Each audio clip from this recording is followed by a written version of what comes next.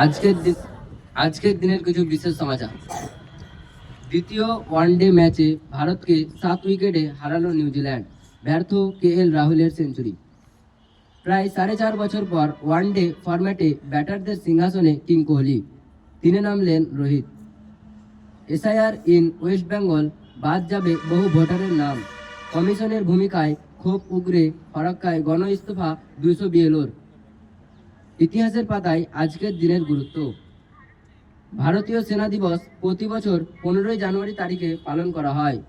1949 সালের 15ই জানুয়ারি তারিখে ভারতীয় সেনার প্রথম কমান্ডার ইন চিফ কন্ডোলেরা এম কারিয়াপ্পা, তখনকার লেফটেন্যান্ট জেনারেল, অন্তিম British commander in chief general sir Francis বুটচারের থেকে কার্যভার গ্রহণ করেছিলেন।